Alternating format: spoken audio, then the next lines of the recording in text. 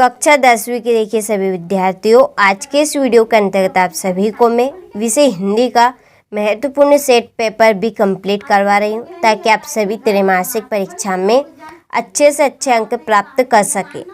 चलिए तो वीडियो को स्टार्ट करते हैं बिना किसी डाउट के और प्रश्नों को अच्छे से समझते हैं। प्रयोगवाद के जनक माने जाते हैं अज्ञे। दूसरा प्रश्न है एकांकी में कितने अंक होते हैं? एक। आत्मकथ्य के कवि है जयशंकर प्रसाद। दूध का दूध पानी का क्या अर्थ है? सही न्याय। दशानंद में कौन सा समास है? बहुब्रीहि समास। नेताजी का चश्मा पाठ की विधा है, इसका आंसर रहेगा कहानी।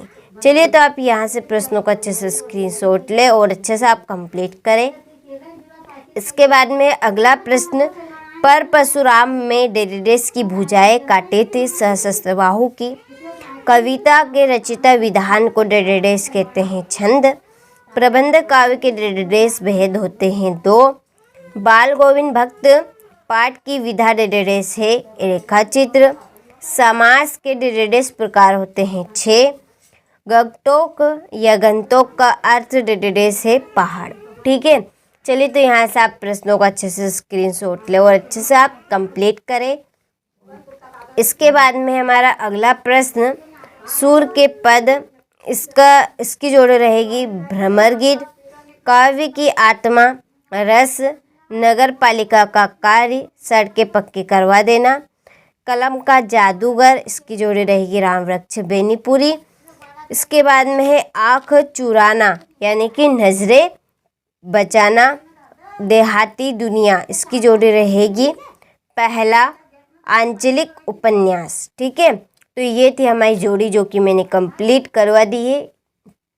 ठीक है, आप अच्छे से स्क्रीनशॉट ले और कंप्लीट करें। इसके बाद में हमारा अगला प्रश्न यहाँ से देखिए कि कवि किसका स्वप्न देखकर ठीक है जाग गया, इसका आंसर आप कंप्लीट कर लीजिएगा।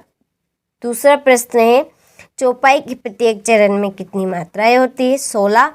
मुख एवं छाती के ऊपरी भाग की बनाई गई आकृति को क्या कहते हैं? ठीक है, आप इस प्रश्न का भी आंसर कंप्लीट कर लीजिएगा। इसके बाद में है मुहावरा क्या है, लिखिए। तो देखिए, जब कोई वाक्यांश प्रयोग होते होते विशेष अर्थ देने लगता है तब वहाँ मुहावरा बन जाता है। ठीक है, तो ये मुहावरे की परिभाषा। इसके बाद में संधि कितने प्रकार की होती है? तो 3 प्रकार की होती है। क्वेश्चन नंबर 6 आप कंप्लीट कर लीजिएगा। इसके बाद में हमारा अगला प्रश्न, सत्य असत्य लिखिए। ठीक है, यहाँ से आप अच्छे से स्क्रीनशॉट ले लीजिए और अच्छे से इनको कंप्लीट कर लीजिए। देखिए, जिन प्रश्नों के आंसर नहीं आप उनको कंप्लीट कर लीजिएगा क्योंकि ये प्रश्न के आंसर हमें मिल नहीं पाए हैं, तो इसी कारणवश यहाँ पर मैं इनको फिल नहीं कर पाई हूँ, तो आप इनको कंप्लीट कर लीजिएगा। अगला प्रश्न है नई कविता की विशेषता लिखिए। सूरदास जी की 2 काव्यगत विशेषता लिखिए। गोपियों द्वारा उद्धव को भाग्यवान कहने में क्या व्यंग निहित है? आत्मकथा सुनने के संदर्भ में अभी समय भी नहीं है, कवि ऐसा क्यों कहते हैं? महाकाव्य किसे कहते हैं? मानवीकरण अलंकार की परिभाषा उदाहरण सहित लिखिए। आत्मकथा तथा जीवनी में 2 अंतर लिखिए। चलिए तो यहाँ से आप प्रश्नों को अच्छे से स्क्रीनशॉट लें और कंप्लीट करें। इसके बाद में क्वेश्चन नंबर 14, ठीक है, क्वेश्चन नंबर 15, फिर है क्वेश्चन नंबर 16, 17, इसके बाद में 18, 19,